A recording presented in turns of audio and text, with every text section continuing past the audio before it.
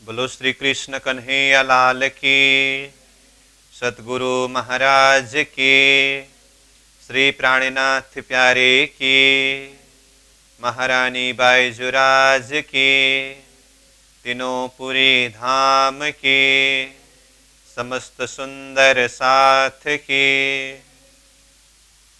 आनंद कंदम प्रभुदेव चंद्रम ब्रजेश रूपेण पुरापि जातं प्रवेश्य प्राप्तं प्रिय प्राणनाथं परेश पूर्णं सततं नमामि। ब्रह्म प्रिया जागरणाय जातः सर्वस्वपाता भवसिन्धुत्राता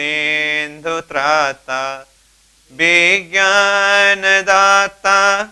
निजधर्मधाता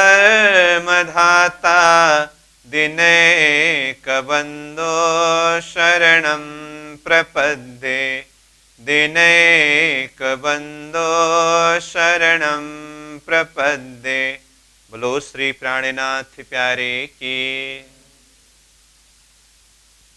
उपस्थित सद्धर्म प्राण शिरोमणि सुंदर साह जी, साधक एवं साधिकाएं, विराट प्रशिक्षण शिविर सत्र का आज हम 90वां दिवस के इस पावन बैठक में उपस्थित हुए हैं। सर्वप्रथम आप सभी को सप्रेम प्रणाम एवं स्वागत करते हुए हम आज का विषय वस्तु को आगे बढ़ाने जा रहे हैं। आज का हमारा विषय वस्तु है केवल ब्रह्म का धाम। तो कल हमने सबलीक ब्रह्म के निर्मल चेतन स्थान को देखा, अध्ययन किया। तो समग्र में देखें तो क्षर ब्रह्मांड और उससे परे बेहद भूमि अंतर्गत अक्षर ब्रह्म का मन का स्वरूप अव्याकृत, बुद्धि का स्वरूप सबलीक, इसको पूरा किया। तो आज का मजल जो केवल ब्रह्म अथवा केवल धाम है, ये अक्षर ब्रह्म का चित्त अंतस्करण है जो सबलीक से परे हैं। तो यहाँ नक्शा में देखिए, ये सबलीक के एरिया को देखा। जैसे सबलीक में अब स्थूल तो अव्याकृत का महाकारण हुआ, तो ये सबलीक का सूक्ष्म, उससे परे कारण, उससे परे महाकारण, उससे परे निर्मल चेतन। विशेष करके हमने कल ये निर्मल चेतन के माध्यम से बहुत सारी बातों के ऊपर चिंतन किया है। तो ये सबलीक ब्रह्म का प्रसंग में भी कल वैसे केवल ब्रह्म के धाम के विषय में कुछ बातें आई है, और परम धाम और अक्षरधाम का प्रतिबिंब केवल और सबलीक होने से ये बीच में जमुना जी प्रतिबिंबित रूप में होना, और जिस तरह से परम धाम में अक्षरातीत पूर्ण ब्रह्म परमात्मा को दर्शन करने के लिए अक्षर ब्रह्म नित्य प्रति जाते हैं, उसी तरह से ये केवल धाम में केवल ब्रह्म को दर्शन करने के लिए सबलीक ब्रह्म नित्य प्रति जाते हैं। इस तरह से सबलीक का प्रसंग चलते चलते केवल के विषय में कुछ बात हुई है। तो उसमें आज का विशेष विषय ही केवल ब्रह्म का धाम है। तो ये सबलीक ब्रह्म के धाम से परे केवल ब्रह्म का धाम, वैसे इसके लिए कल भी कहा, सबलीक ब्रह्म और केवल ब्रह्म के धाम के बीच में श्री यमुना जी महारानी विद्यमान है, जो दोनों तरफ से 4.5 लाख कोस की दूरी पर विद्यमान है। ये प्रसंग आया। तो वैसे हमने पहले विराट के ऊपर कंसेप्ट क्लियर करने के लिए जब ओवरऑल लेक्चर के माध्यम से इन विषयों के ऊपर अध्ययन किया, तो अक्षर ब्रह्म के 4 विभूति स्वरूप अथवा 4 अंतस्करण कह करके सत्स्वरूप, केवल, सबलीक, अव्याकृत, अलग अलग गोलावृत, यानी कि 4 अंतःकरण का 4 ही गोलावृत रूप बना करके देखा, अध्ययन किया। और तब भी सारांश रूप में ये कहा गया था, बाद में नक्शा में ये केवल और सबलीक को एक ही गोलावृत के अंदर वर्णन किया है करके। और जब प्रसंग हम ये सबलीक के अंदर वर्णन कर रहे थे, तो तब भी ये नक्शा के माध्यम से यही बात कहा गया कि सबलिक और केवल एक ही गोलावृत्त के अंदर है, और उसका कारण परमधाम और अक्षरधाम की प्रतिबिंब लीला ये केवल और सबलिक में होने के कारण उसको एक ही गोलावृत्त के अंदर वर्णन किया है करके कहा। तो ये सारी बात हमें पता है। तो उसी हिसाब से अब हम देखेंगे ये केवल ब्रह्म के धाम को, और जो अक्षर ब्रह्म का चित्त अंतस्करण करके कहा, तो ये चारों अंतस्करण यानी कि मन, बुद्धि, चित्त, अहम, जिसका नाम अव्याकृत ब्रह्म, सबलिक ब्रह्म, केवल ब्रह्म और सत्स्वरूप ब्रह्म, इनमें से अव्याकृत, सबलिक और सत्स्वरूप यानी कि मन, बुद्धि और अहम अंतस्करण, ये तीनों में लीला भेद के हिसाब से अलग अलग विभाजन करके वर्णन किया है, परंतु केवल ब्रह्म के धाम में कोई विभाजन नहीं है। बस देखिए नक्शा में भी यहाँ कोई विभाजन नहीं है ना। यहाँ पर नक्शा में एक जगह दिखाया है, ये योग माया का ब्रह्मांड जो रसरास के लिए केवल ब्रह्म के धाम में खड़ा किया गया था, उसके लिए एक निशानी दिखाया है। बाकी यहाँ केवल ब्रह्म, और जिस धाम का नाम भी केवल धाम है, और जिस धाम में रहने वाले स्वरूप का नाम भी केवल ब्रह्म है, इसीलिए अन्य स्थानों की तरह ये केवल ब्रह्म के धाम में कोई विभाजन अथवा स्थूल, सूक्ष्म, कारण, महाकारण अथवा मन, बुद्धि, चित्त, अहम, इस अर्थ में कोई विभाजन नहीं है। वो एक रूप, एक रस में विद्यमान है। सबसे पहले तो हमें ये जानना होता है। और दूसरी बात हमने बार बार चर्चा किया है, ये केवल धाम में सीधा परम धाम की प्रतिबिंब लीला होती है, इसीलिए यहाँ का बनक भी परम धाम की तरह ही है। तो उस विषय में यह किताब से अध्ययन करते समय भी हम कुछ सारांश बात को अध्ययन करेंगे कि परम धाम की जैसे ही शोभा ये केवल धाम में किस तरह से है करके। परंतु अभी सार रूप में जैसे बताऊं, तो जैसे कि सबलिक का प्रसंग में भी यही बात आई कि अक्षर ब्रह्म और अक्षरातीत ब्रह्म अथवा अक्षरधाम और परमधाम के बीच के संबंध की तरह ही सबलिक और केवल के बीच के संबंध कहा। तो अब परमधाम कैसा है, उस हिसाब से देखें तो परमधाम का मध्य जो रंगमहल है, परमधाम का राजधानी रूप, वो जमीन से भौम भर ऊंचा चबूतरा के ऊपर 9 भौम 10वीं आकाशी युक्त रंगमहल शोभायमान है। परमधाम की बात कर रहा हूं मैं, जो चर्चनी का विषय है। और ये प्रसंग हमने बिल्कुल शुरुआती अवस्था में महाकारण लीला प्रसंग चर्चा करते समय शुरू के क्लास में ही 25 पक्ष परमधाम का सारांश रूप एक झलक का वर्णन किया है। उस प्रसंग में पूरा 25 पक्ष के मध्य भाग में रंगमहल का स्थान देखा, और रंगमहल का डिटेल वर्णन, विस्तृत वर्णन तो चर्चनी का विषय है, परंतु सारांश रूप में कितना चर्चा किया है और हम कितना जानते हैं। जमीन से भौम भर ऊंचा चबूतरा के ऊपर 9 भौम 10वीं आकाशी युक्त रंगमहल शोभायमान है, और इस 9 भौम का ही अलग अलग विशेषता है।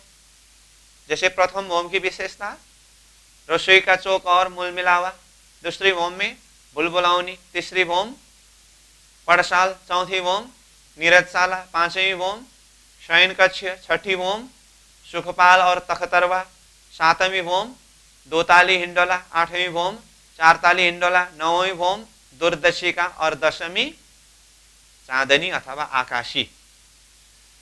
तो ये 10 भौम युक्त रंगमहल, जो रसालय, रंगमहल मतलब रंग मतलब आनंद, आनंद का महल, उस अर्थ में रंगमहल, जिसको रसालय कहा।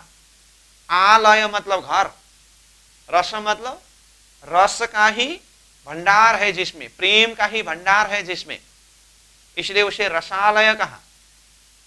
तो जो परम धाम के रंगमहल नवभौम दशमी आकाशी करके जो वर्णन किया है, ठीक उसी का प्रतिबिंब रूप केवल धाम में भी ऐसे ही मध्य भाग में भौम भर ऊंचा चबूतरा के ऊपर नवभौम दशमी आकाशी युक्त विशाल महल का वर्णन आता है। ठीक, अब यही प्रसंग में थोड़ी सी बात बता दूं। शास्त्र में, विशेष महेश्वर तंत्र में, ये नवभौम दशमी आकाशी युक्त एक महारसालय रंग भवन जिसका वर्णन किया हुआ प्रसंग आता है, और उसमें स्पष्ट रूप में ये लिखा है कि जिस भवन के अथवा जिस महल के प्रथम भौम में रसोई का चौक मूल मिलावा, दूसरी भौम में भूल भुलावनी, जो अभी हमने परमधाम की 9 भौम की विशेषता के विषय में चर्चा किया ना, महेश्वर तंत्र में स्पष्ट रूप में ये 9 भौम दशमी आकाशी का वर्णन करके, मतलब ये स्थानों का नाम बता करके ये विशेषता के विषय में भी स्पष्ट रूप में खुलासा करके लिखा है। लेकिन ये सीधा अक्षरातीत परमधाम रंगमहल की 9 भौम दशमी आकाशी का नहीं है। वो यही केवल ब्रह्म का धाम जिसमें 9 भौम दशमी आकाशी युक्त शोभा है, और परमधाम के ही प्रतिबिंब ये केवल धाम में होने के कारण ये केवल धाम के 9 भौम दशमी आकाशी में भी प्रथम भौम में रसोई का चौक मूल मिलावा, दूसरी भौम में भूल बुलावनी, तीसरी भौम में पड़साल, जो हमने रंगमहल की 9 भौम दशमी आकाशी की विशेषता का वर्णन किया है, वो केवल धाम में भी है। जैसे परम धाम को अध्ययन करते समय हम परम धाम की प्रथम भौम में मूल मिलाव का वर्णन का अध्ययन करते हैं ना। अब इस विषय में तर्जनी के विषय में जिसको जानकारी नहीं है तो ये सारी बात डिटेल रूप में नहीं भी समझ सकते हैं, परंतु जिसने पहले अध्ययन कर चुके हैं तर्जनी, तो आप जानते हैं प्रथम भौम में मूल मिलावा का बैठक है जिसमें 64 थंब है। तो ये 64 थंब युक्त बैठक जो मूल मिलावा का बैठक करके वर्णन आया है ना, यही प्रतिबिंब मतलब परम धाम की प्रथम भौम की जो मूल मिलावा का बैठक का प्रतिबिंब यहाँ केवल धाम में भी 64 थंब से घेरा हुआ एक सुंदर बैठक है। जिस तरह से वो बैठक के अंदर परम धाम में अक्षरातीत किशोर स्वरूप अपने आनंद स्वरूप श्यामा जी महारानी के साथ में, आत्माओं के साथ में विराजमान है करके जो मूल मिलावा की बैठक का वर्णन किया है, केवल धाम में वो जो प्रथम भौम 64 थंब के मध्य के जो बैठक में केवल ब्रह्म अपनी आनंद स्वरूपा के साथ में किशोर अवस्था में विराजमान है करके ऐसा वर्णन आता है।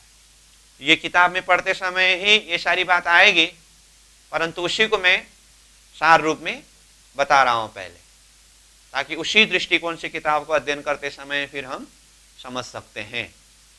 इस बात को मद्देनजर रखते हुए मैं ये बात बता रहा हूं, ठीक है। और परमधाम सारा आनंद का विस्तार है, तो इसीलिए ये केवल धाम भी, जैसे कल ही आया ना, अक्षर ब्रह्म का चिदंश और अक्षरातीत के आनंद अंश, तो चिदंश चिद्रूपाक्षर सबली, आनंदांश ये केवल, तो इस तरह से परम धाम के ही आनंद अंश करके ये केवल धाम के लिए कहा है, ठीक है। और दूसरी बात, वैसे भी देखिए सीधा सीधा हिसाब से ये अक्षर ब्रह्म की चित्त अंतस्करण है, ठीक है। तो हमारे अंदर भी जो अंतस्करण है, 4 अंतस्करण में से सबसे महत्वपूर्ण, वैसे तो सबकी अपनी अपनी जगह में महत्व है। अंतस्करण में से जो मन है, मन की अपनी जगह में महत्व है, बुद्धि की अपनी महत्व है, चित्त की अपनी महत्व है, अहम की अपनी महत्व है। होते हुए भी वाणी के माध्यम से, वित्त के माध्यम से थोड़ा चिंतन करके देखे तो 4 अंतस्करण में से ज्यादा किसके विषय में बात किया है महत्वपूर्ण? अहम के विषय में तो ज्यादा बात होती नहीं, क्योंकि उस विषय में तो हमने बार बार चर्चा किया है कि अहम तो आत्मा के साथ में ही संबंध रखता है। अहम वो स्थान है जहां पर आत्मा विराजते हैं। जैसे फूल में सुगंध अगर आत्मा हो तो सुगंध रहने के स्थान जैसे अहम कहा। गिलास में पानी अगर आत्मा हो तो गिलास अहम करके कहा। ये तो बात ही अलग है। बाकी चित्त, बुद्धि और मन, इन सब में वैसे सबका अपना अपना महत्व है। होते हुए भी जब वाणी के अध्ययन, चिंतन, मनन के संदर्भ में अध्यात्म साधना के विषय में जब बात आती है तो मुख्य रूप में किसका नाम लिया है? चित्त अंतस्करण की बात आती है। जैसे प्राणनाथ जी ने ये अखंड वाणी, परमधाम की वाणी को जाहिर किया, तो सामने वाले आत्मा को संबोधन करते हुए ये वाणी को कहां धारण करने के लिए कहा? ये वाणी चित्त दे सुनियो साथ, कृपा कर कहे प्राणनाथ। अक्षर ब्रह्म की चित्त अंतस्करण केवल ब्रह्म का धाम है, उसको अध्ययन करना है, उसको समझना है। लेकिन मैं यहां पर चित्त अपने आप में कितनी महत्वपूर्ण है, इस विषय को थोड़ा सा चिंतन करने का सूत्र, हम अपने आप में भी जो अंतस्करण है तो उसमें चित्त की महत्व, तो हमारे में चित्त की इतनी महत्व है, फिर अक्षर ब्रह्म की चित्त अंतस्करण, ये केवल ब्रह्म के धाम के महत्व। यहां पर परम धाम की लीला प्रतिबिंबित रूप में होती है। क्यों? क्योंकि हमारे में भी जो चित्त अंतस्करण है ये अति महत्वपूर्ण है।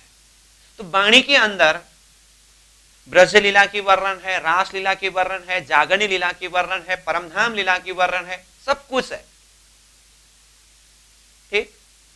तो ऐसे संपूर्ण लीला, स्वरूप, श्रृंगार, सब कुछ जो वर्णन किया हुआ वाणी, जिस वाणी के लिए क्या कहा? ये वाणी चित्त दे सुनियो साथ, चित्त दे करके श्रवण करिए करके कहा।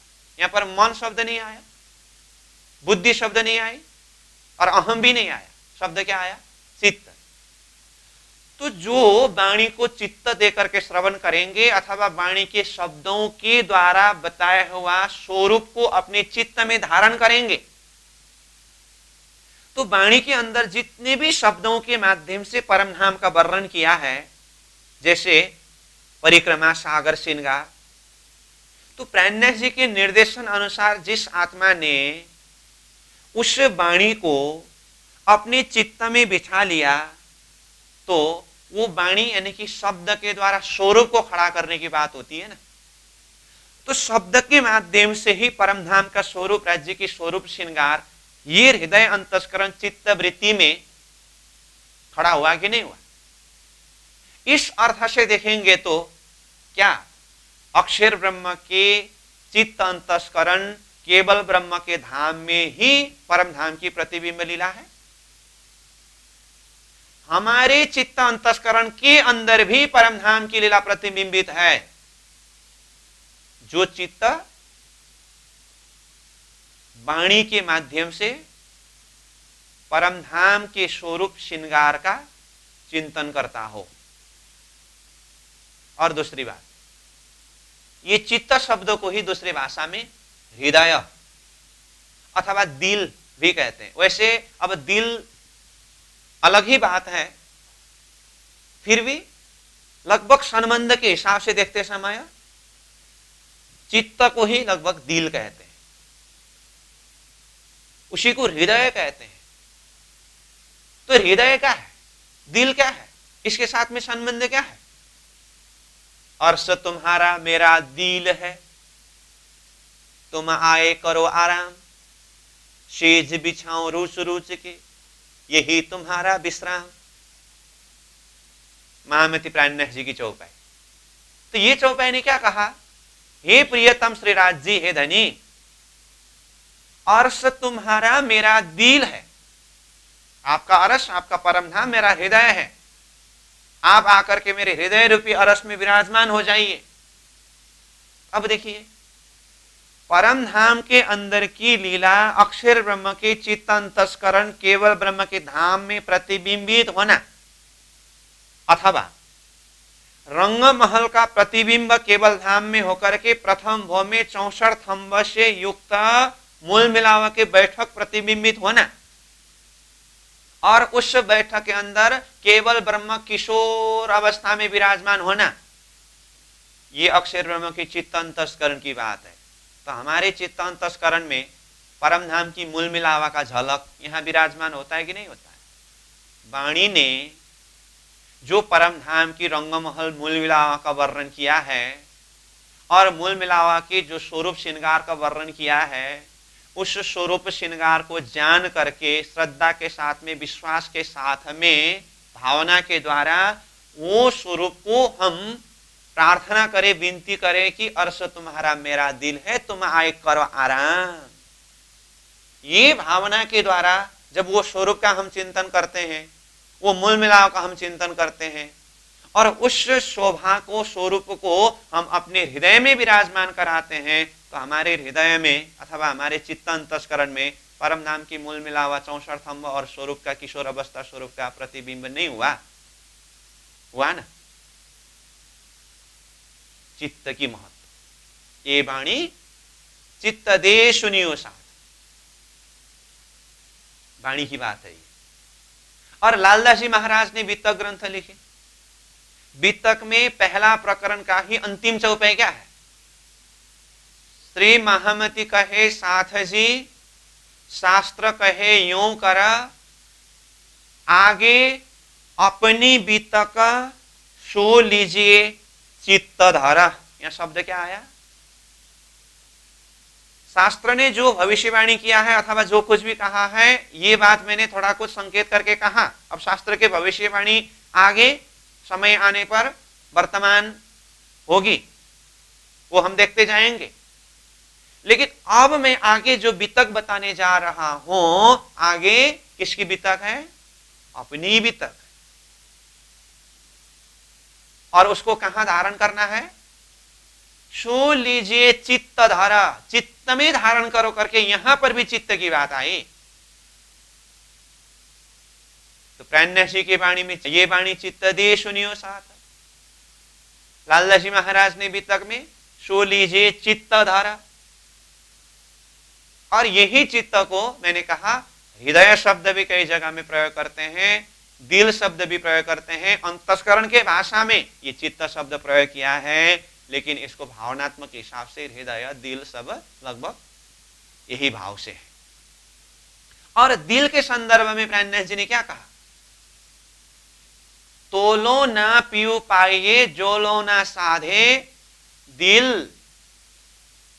जब तक दिल को नहीं साधते हैं, जब तक चित्त वृत्ति को परमात्मा में एकाग्र नहीं करते हैं, जब तक अपनी चित्त वृत्ति में परमात्मा स्वरूप को विराजमान नहीं कराते हैं, परमात्मा प्राप्त होने वाला नहीं है। इसलिए परमात्मा प्राप्ति के लिए अथवा परमात्मा के अनुभव के लिए साफ होनी चाहिए, लेकिन साफ में क्या? शारीरिक शुद्धिकरण से ही नहीं होगा। जैसा बाहर होता है, जो होवे वैसा दिल, तो अदखिन पियो न्यारा नहीं, माहे रहे हिलमिल। इसका अर्थ क्या है? जैसे हम शारीरिक शुद्धिकरण के लिए, शरीर को सजाने के लिए, सुंदर बनाने के लिए जितना मेहनत कर रहे हैं, जो होवे ऐसा दिल, दिल वो चित्त वृत्ति, हृदय वैसा ही हो, अदखिन पियो न्यारा नहीं, आधा क्षण लगेगा नहीं परमात्मा को प्राप्त करने के लिए, आधा क्षण भी परमात्मा अलग नहीं रहेंगे।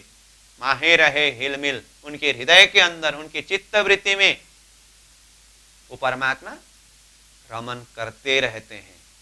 ये हृदय की बात है, ये चित्त की बात है। ये प्रसंग मैं इसीलिए यहां जोड़ रहा हूं कि अक्षर ब्रह्म के चारों अंतस्करण में से चित्त अंतस्करण, वैसे मैंने पहले ही कहा सब अंतस्करण की अपनी अपनी जगह में अपनी अपनी महत्व है, उसमें ये चित्त अंतस्करण जो है परमधाम की लीला प्रतिबिंबित होने में ये चित्त ही महत्वपूर्ण स्थान है। और अक्षर का ही मन अंतस्करण, उसका अपना ही कार्य है। जो सृष्टि विस्तार के प्रसंग में मन एक्टिव होता है, और चित्त अंतस्करण जो है जहां पर परमधाम की लीला प्रतिबिंबित होती है। इसलिए ये सारे वृत्ति को अंदर से देखना होता है। तो ये सब प्रसंग मैं इसीलिए यहां पर जाहिर कर रहा हूं कि अक्षर ब्रह्म की चित्त अंतस्करण में परम धाम की लीला प्रतिबिंबित है, ये भाषा है। हमारे हृदय अंतस्करण चित्त वृत्ति में भी परम धाम की लीला प्रतिबिंबित है।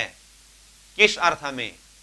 वाणी के माध्यम से इन शब्दों को, और वाणी ने जो धाम स्वरूप लीला वर्णन किया है उसको हम अपने हृदय अंतस्करण में बिठाएंगे तो यही मूल मिलावा है, यही परम धाम है। तो इस अर्थ में देखें तो केवल धाम में परम धाम की लीला प्रतिबिंबित होना कोई आश्चर्य की बात नहीं है। अब दूसरी बात, केवल धाम में विभाजन नहीं है, अन्य जगह में है। क्यों ऐसा? ये विभाजन करना किसका काम है?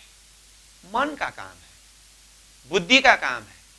चित्त मतलब हृदय, हृदय में सिर्फ प्रेम होता है जिसमें आनंद का संचार होता है। इसीलिए परम धाम में यत्र तत्र सर्वत्र आनंद ही आनंद है ना, प्रेम ही प्रेम है ना। इसीलिए परम धाम के अंदर कोई विभाजन है? कोई विभाजन नहीं है।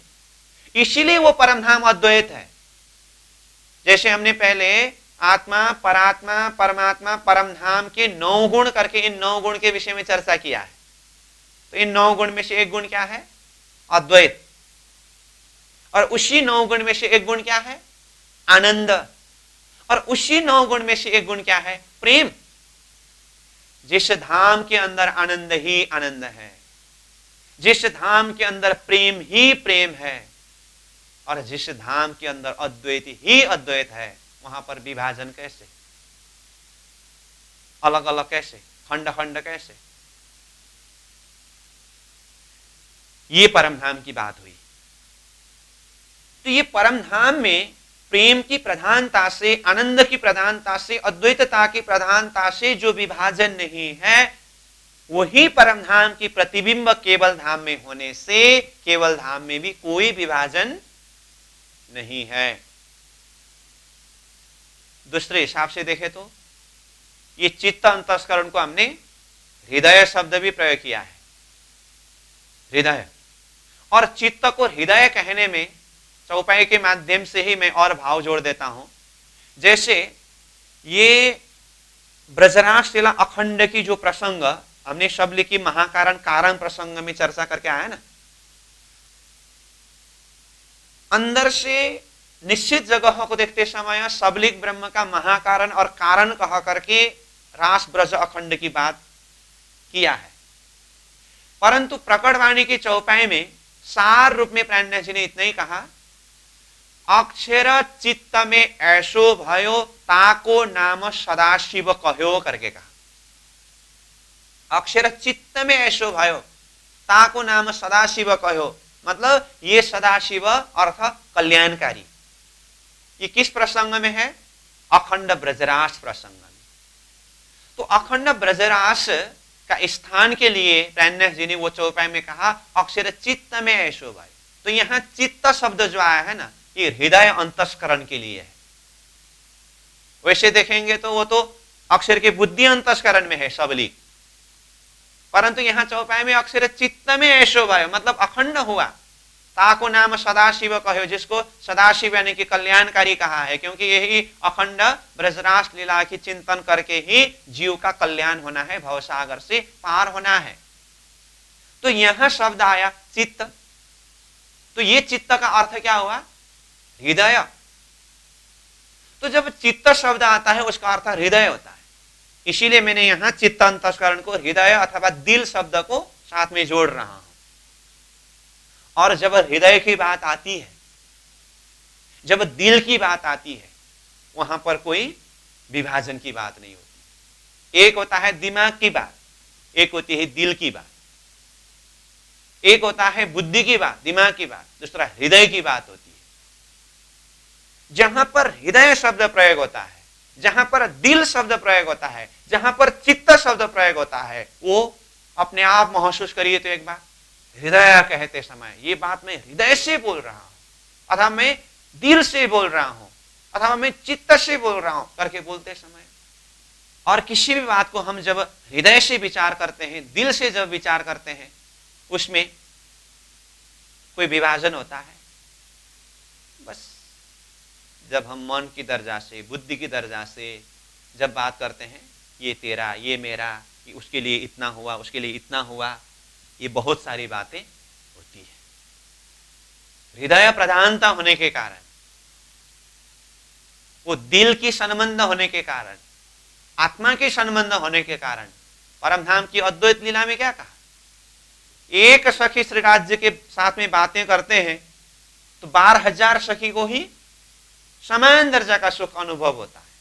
अब यहां पर उसने ज्यादा सुख लिया, मुझे कम सुख हुआ, ये विभाजन कहां से आई? इसलिए चित्त वृत्ति में, हृदय में, दिल में कोई विभाजन नहीं रहता है। इसलिए भी केवल धाम में कोई विभाजन नहीं। रसोई सह ब्रह्मोई रसः करके इसी स्थान के लिए कहा है। और दूसरी बात, ये केवल धाम में योग माया का वृंदावन खड़ा करके रसरास लीला ये केवल धाम में हुई है। इसका कारण क्या है? केवल धाम में ही रसरास लीला क्यों हुई? अव्याकृत में क्यों नहीं हुआ? शबलिक में क्यों नहीं हुआ? सत्स्वरूप में क्यों नहीं हुआ? केवल धाम में हुआ। और केवल धाम में भी योग माया का वृंदावन कहां पर खड़ा किया? केवल ब्रह्म के स्वामिनी के मन अंतस्करण में योग माया का ब्रह्मांड खड़ा किया। नक्शा में देखिए, ये योग माया का वृंदावन करके यहां पर जो नक्शा दिखाया है, ये चार्ट में यहां नक्शा दिखाया है, लेकिन इसका वर्णन या किताब में शब्द में आएगा केवल ब्रह्म के स्वामिनी के मन अंतस्करण में करके। ये रसरास लीला केवल धाम में ही हुई। क्यों? इसमें अलग अलग चिंतन करने का सूत्र है। पहला नंबर तो रास लीला के अंदर कहां की लीला जाहिर हुई है? परमधाम की लीला।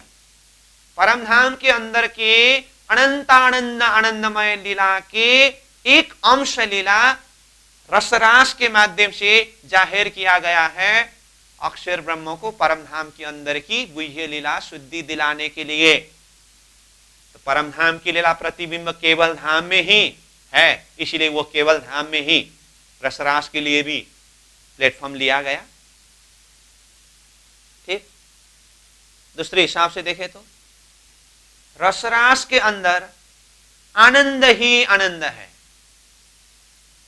जैसे कहा ना, आनंद रूपा सामग्री सर्वाखंड सुखात्मिका न माया गुण संसर्गा कदाचित कुत्रचित प्रिय करके, वो रास के अंदर, वो लीला के अंदर आनंद ही आनंद रहता है। जैसे हम यहां पर भी थोड़ा कुछ एकदम अपने हृदय से जहां पर खुशी को अनुभव कर सकते हैं, आनंद को अनुभव कर सकते हैं, भाव में हम जब बह जाते हैं तो शब्द क्या प्रयोग करते हैं? कितना आनंद आया। तो ये रसरास के माध्यम से अक्षर ब्रह्म को भी वो आनंद का अनुभव कराना है और सखियों को भी आनंद अनुभव कराने। तो आनंद अनुभव कराने के लिए प्लेटफॉर्म भी कैसा चाहिए? भूमि का भी तो प्रभाव होता है ना। कई बार हम साधना करने के लिए चाहते हैं और साधना करने के लिए बैठते भी हैं, एकदम पहले से ही योजना बनाया, इतने समय मैं इस जगह में बैठ करके ऐसे ऐसे साधना करूंगा, परंतु उस जगह में पहुंचे, वहां पहुंचते ही पता नहीं क्या अंदर से खटपट शुरू होता है। पता नहीं यहां बैठने को अच्छा नहीं लगता है, कहीं निकलूं कहीं जाऊं, और वहां पर बिल्कुल सा भारी भारी सा महसूस होता है। अपनी मनस्थिति को तो बहुत पहले से ही तैयार करके रखा था, समय भी निश्चित किया था, और साधना की जो विधि है, प्रक्रिया है, क्या करना है मुझे, वो भी निश्चय किया था।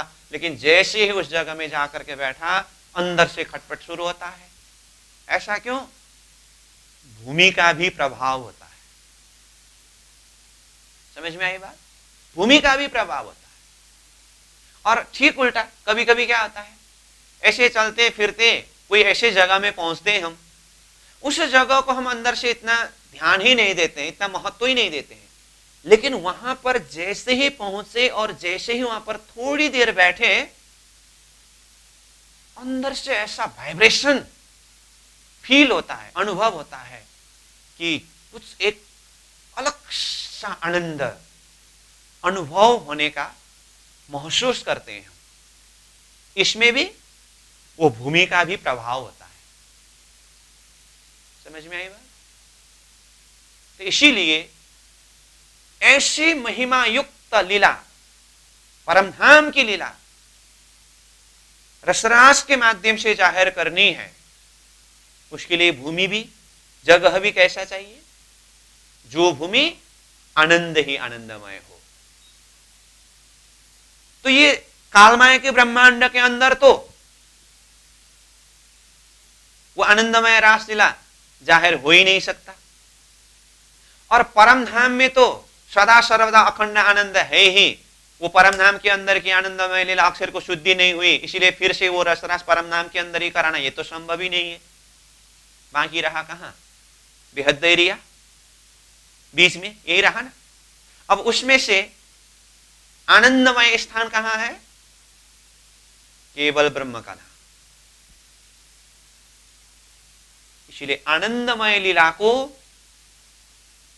रसरास के माध्यम से जाहिर करने के लिए प्लेटफॉर्म भूमि भी आनंद का अंश ही स्थान केवल ब्रह्म को ही छनौट किया, अथवा अक्षरातीत धनी ने उसी स्थान को निश्चय किया। इसीलिए केवल धाम ही रसरास के लिए वो स्थान हुआ। अब केवल धाम के अंदर भी योग माया की स्वामिनी शब्द प्रयोग किया है। स्वामिनी के मन अंतस्करण में कहा, तो स्वामिनी के ही अंतस्करण को क्यों लिया? क्योंकि केवल धाम अपने आप में आनंदमय भूमि है, उसमें भी केवल ब्रह्म और केवल ब्रह्म की स्वामिनी, ये दो स्वरूप को अगर उपस्थित कराएं तो परम धाम में राज्य और श्याम जी को खड़ा करिए एक बार चिंतन के लिए। राज्य चिदघन स्वरूप है और श्यामा जी आनंद स्वरूप है।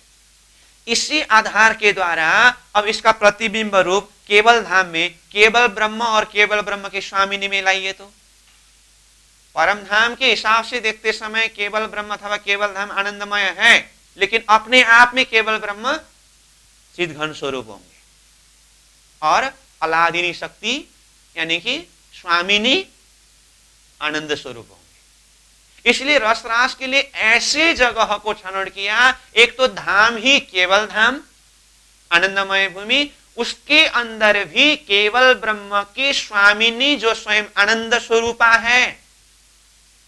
अब विचार करिए रसरास के अंदर कैसी आनंदमय लीला जाहिर हुई होगी। ऐसे ही नहीं कहा है आनंद रूपा सामग्री सर्वाखंड सुखात्मिका करके, वो प्लेटफॉर्म भूमि आनंदमय है केवल धाम, और उसके अंदर भी केवल ब्रह्म की स्वामिनी आनंद स्वरूपा के हृदय अंतस्करण के अंदर रसरास के लिए प्लेटफॉर्म बनाया गया है। अब यहां पर प्रश्न आता है, तो हर प्रकार से आनंद ही आनंद हो तो फिर केवल ब्रह्म के स्वामिनी के चित्त अंतस्करण में ही होना चाहिए था ना, फिर मन अंतस्करण में कहा है। केवल ब्रह्म की स्वामिनी के किस अंतस्करण में है योग माया का ब्रह्मांड? मन अंतस्करण में, तो चित्त अंतस्करण में होना चाहिए था। हाँ बिल्कुल चित्त अंतस्करण में ही होना चाहिए था, परंतु मन अंतस्करण में योग माया का ब्रह्मांड खड़ा किया गया। क्यों? क्योंकि ये रसरास लीला जिसमें परमधाम के आनंदमय लीला को जाहिर किया तो है, लेकिन प्रसंग तो खेल प्रसंग में चल रही है ना ये लीला। प्रसंग किस प्रसंग में चल रही है लीला? खेल प्रसंग में चल रही है ना लीला। परमधाम से श्रीराज जी महाराज ने दिल में लिया, मैं आत्माओं को खेल दिखाऊंगा। और ये खेल उत्पत्ति का कारण क्या है? अक्षर ब्रह्म को परमधाम के अंदर की गुह्य लीला अनुभव कराना और परमधाम के सखियों को अक्षर ब्रह्म के असर जड़ दुखमय खेल दिखाना।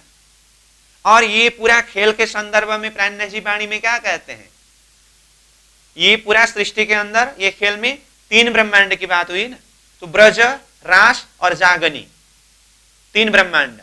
तो ब्रज भी खेल के अंदर की बात है, रास भी खेल के अंदर की बात है, और जागनी भी खेल के अंदर की बात है। इसलिए खेल के साथ में संबंध कौन रखता है, मन। इस अर्थ में वो केवल ब्रह्म के स्वामिनी के मन अंतस्करण में योग माया का ब्रह्मांड रसरास के लिए खड़ा किया गया है। समझ में आई बात? तो केवल धाम चित्त अंतस्करण है, आनंद अंश है, परम धाम की प्रतिबिंब लीला होती है। उसका कारण क्या है? तो हमने अपने हृदय के अंदर भी परम धाम की प्रतिबिंब लीला को किस तरह से अनुभव कर सकते हैं, उसके लिए मैंने वाणी की चौपाई के माध्यम से ही कहा, ये वाणी चित्त दे सुनियो साथ। और वो चित्त में, वो आनंदमय भूमि में प्रेम ही प्रेम, आनंद ही आनंद होने से वहां अद्वैत लीला होती है। इसलिए कोई विभाजन नहीं रहता है, इसलिए केवल धाम में कोई विभाजन नहीं है।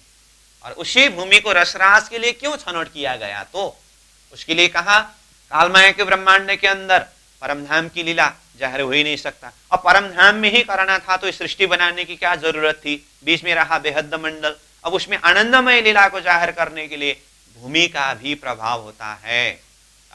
तो उसके लिए आनंदमय भूमि केवल धाम, केवल धाम में भी आनंद स्वरूपा अलादिनी शक्ति स्वामिनी, और उसके मन अंतस्करण में होने का कारण क्या कहा, ये लीला सृष्टि संबंधी ही होने से मन अंतस्करण में किया गया। ये है केवल धाम के अंदर रसरास की बात। अब ये योग माया का वृंदावन में रसरास लीला की सुख दुख दोनों अनुभव करने के पश्चात फिर आत्माओं ने श्री कृष्ण जी से प्रार्थना किया कि हे प्रियतम परमात्मा श्री कृष्ण जी, हमें अब ऐसी आनंदमय जगह में ले जाइए जहां पर दुख न हो, जहां पर वियोग न हो। तो इस तरह से प्रार्थना किया, तो फिर यहां से आत्माओं को परम धाम के अंदर वापस ले गए, ऐसा वर्णन आता है। ठीक, तो ये सारे प्रसंग केवल धाम के प्रसंग में चिंतन करना होता है।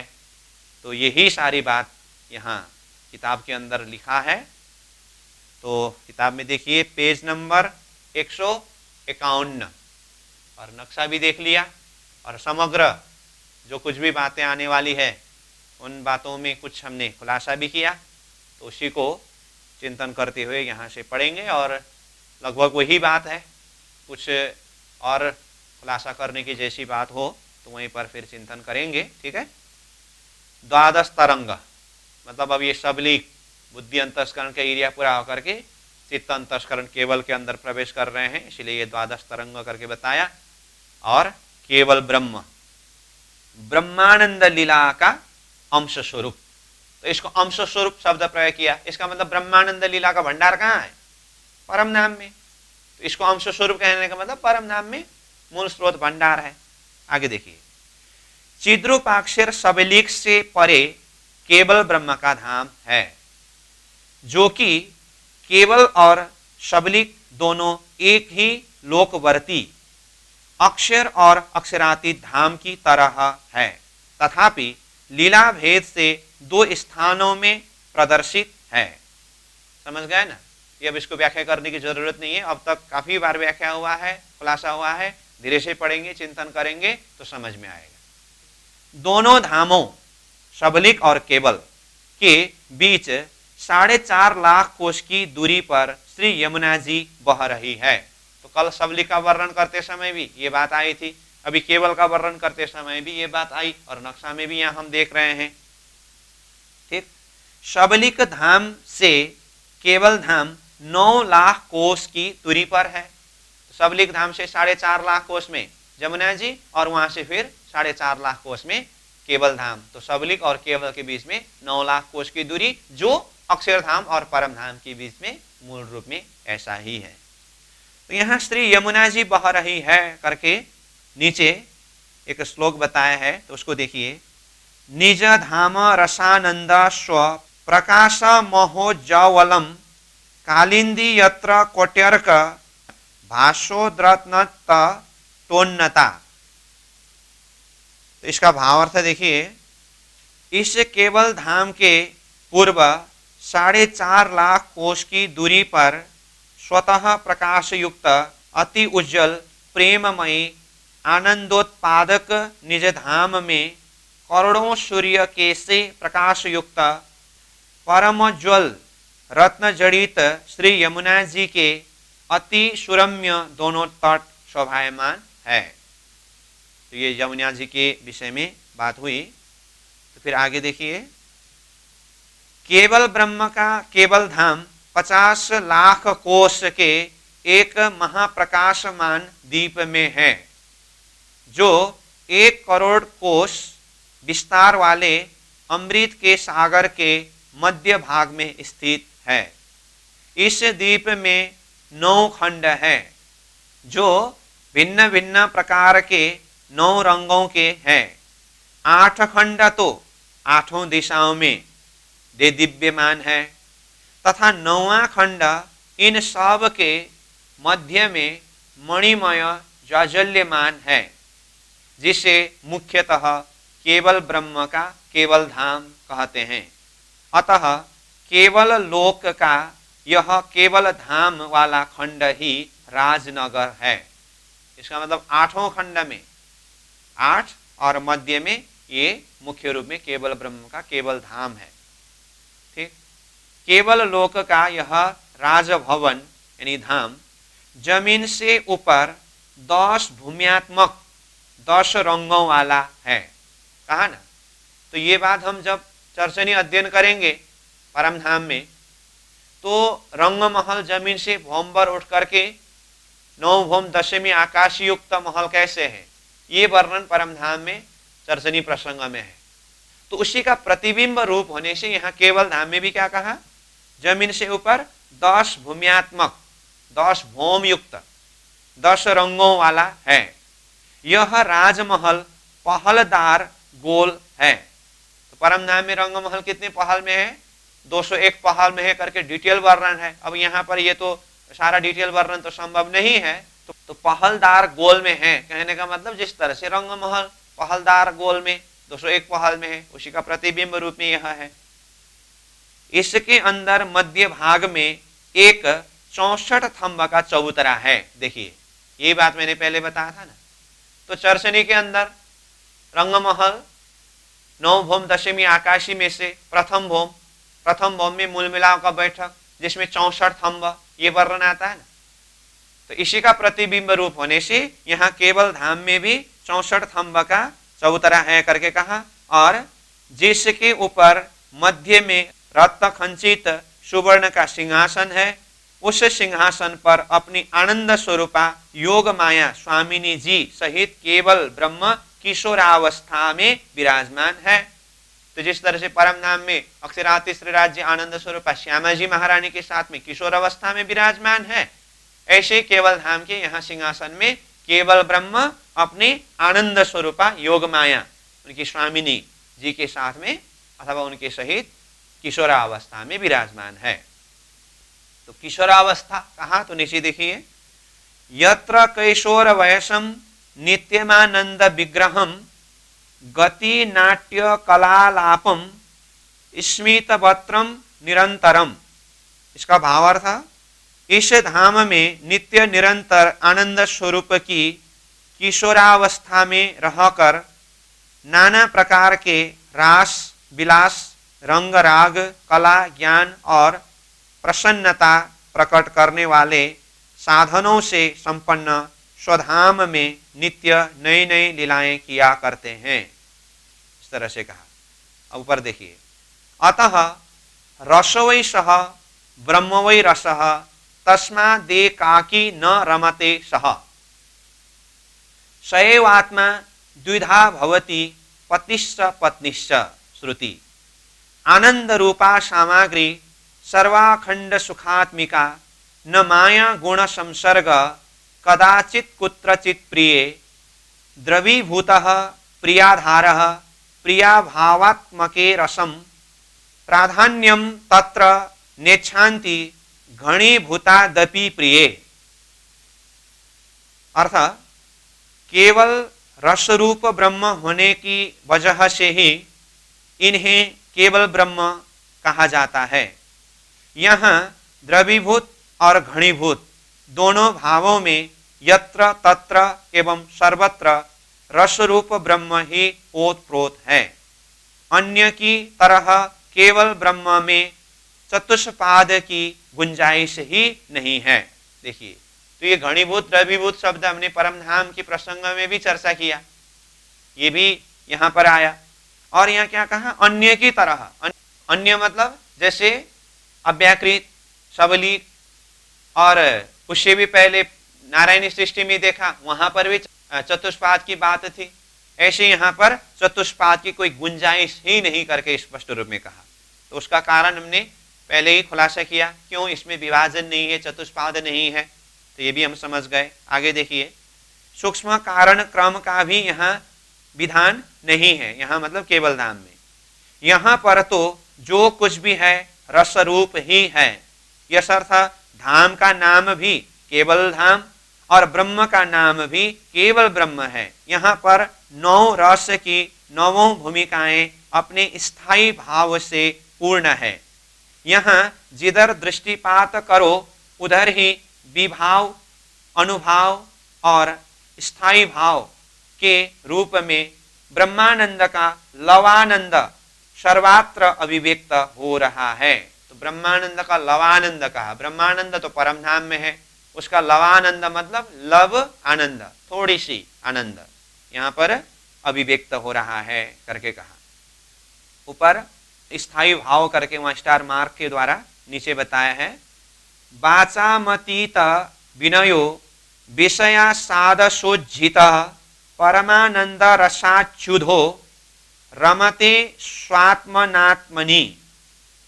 भावार्थ, वे तो प्रार्थना, स्तुति आदि विषयों से परे शब्दातीत पूर्णानंद के शांत रस में ओतप्रोत एवं परम आनंदमय रस में आकर्षित रहते हैं तथा यावत पदार्थ जड़ चेतन रूपी क्षेत्र की लीला क्रीड़ा में अपनी आत्मा और आत्माओं के साथ मग्न रहते हैं। अब ऊपर से देखिए फिर, यद्यपि केवल धाम में भी ब्रह्मानंद लीला का ही रस है, लेकिन अक्षरातीत पूर्ण ब्रह्म के कोटिश अंश का अंश लव मात्र है। तो ब्रह्मानंद का महासागर परम धाम में है, उसके कोटिश अंश का लव मात्र, थोड़ी सी ही भाग यहाँ पर है। इसीलिए तो यहाँ की रसानंद लीला को ही 9 खंडों में 9 रसों के रूप में बताया गया है। यहाँ जब जिस खंड में जाते हैं वहाँ उसी रस का अनुभव आस्वाद होता है। अब आस्वाद होता है करके नीचे देखिए, भावनाम सर्वभावेभ्य समुत्सृज्य समुत्थितः अवशिष्टम परम ब्रह्म केवलोस्मिति भावय। इसका भावार्थ, वे यावत भावनाओं से परे केवल ब्रह्म रूप है। यहाँ की सर्वात्माओं को केवलानंद रस में भी ब्रह्म भाव का ही अनुभव होता है।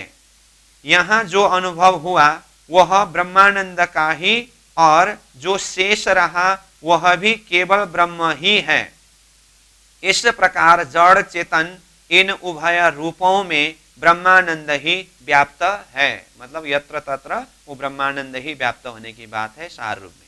आगे यहाँ पर केवल रसरूप ब्रह्म ही सर्वत्र ओतप्रोत है। उनकी मुख्यतः शक्ति का नाम ही आनंदकारी योगमाया है। आनंद योगमाया के स्थूल इन ब्रैकेट मन स्थान में स्थित नित्य वृंदावनस्थ अखंड महारास की लीला स्वतंत्र रूपेण अलग ब्रह्मांड में रचाई गई थी। देखिए, अब यहाँ केवल ब्रह्म और वो योग माया के वृंदावन जो अलग ही स्थान में रचाई गई, तो उसके लिए नीचे चौपाई के माध्यम से खुलासा किया है। जैसे 1 और आगे फिर 2 करके 2 चौपाई के द्वारा इस विषय में वर्णन किया। तो देखिए, केवल ब्रह्म अक्षरातीत सतचिद आनंद ब्रह्म ये कहो मोहे नेहेचे करा इन आनंद में हम तुम। मतलब महामती प्राणनाथ जी इंद्रावती भाव से ये वाणी को जाहिर करके कह रहे हैं। तो इसका भावार्थ केवल अक्षरातीत ब्रह्म ही अद्वैत सच्चिदानंद परमात्मा है। उनके द्वारा प्रतिबिंबित इस केवल ब्रह्म में अक्षरातीत संबंधी आनंद लवानंद रूप में व्यापक है। अतः अक्षरातीत के आनंद में मेरी और सतगुरु स्वरूप की परात्मा विद्यमान है। इस बात का अविकल्प विश्वास निश्चित रूप से मुझे सतगुरु श्री देवचंद्र जी ने कराया है। ये प्राणनाथ जी की चौपाई है। तो यहाँ मुझे मतलब इंद्रावती आत्मा जो चौपाई का खुलासा है ना, ये भाव तो इस तरह से कहा। और ये केवल धाम में ही रसरास के लिए योगमाया का ब्रह्मांड खड़ा किया। तो यहाँ चौपाई बताया है, जो चौपाई हमने पहले रासलीला प्रसंग में भी प्रस्तुत किया था। तो यो चौपाई यहाँ है और इसका अर्थ भी है। तो इसको भी देखें। यह स्वरूपने यह वृंदावन यह जमुना तट सार घर थी तीत ब्रह्मांड थी अलगो ते तारतमे किधो निर्धार। ये चौपाई है। ठीक अर्थ 11 वर्ष और 52 दिन तक ब्रज लीला कर बंशी के नाद में ब्रज छोड़कर गई सखियों के साथ श्री कृष्ण जी ने योग माया का ब्रह्मांड उत्पन्न कर महारास रचाया, जिसे अखंड रास लीला कहकर पुकारा गया। उसी विषय में यहाँ इस चौपाई में कहा गया है कि महारास लीला के अंतर्गत जो श्याम सुंदर श्री कृष्ण और सखियों का दिव्य स्वरूप तथा योग माया रचित अखंड वृंदावन एवं श्री यमुना जी का तट है, वह उत्तमाति उत्तम है।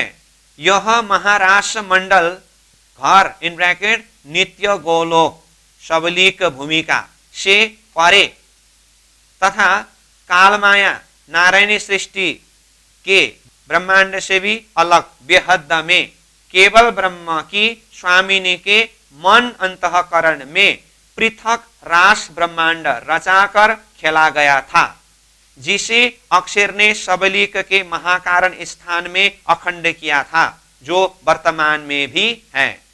उसी को अखंड महारास लीला कहते हैं।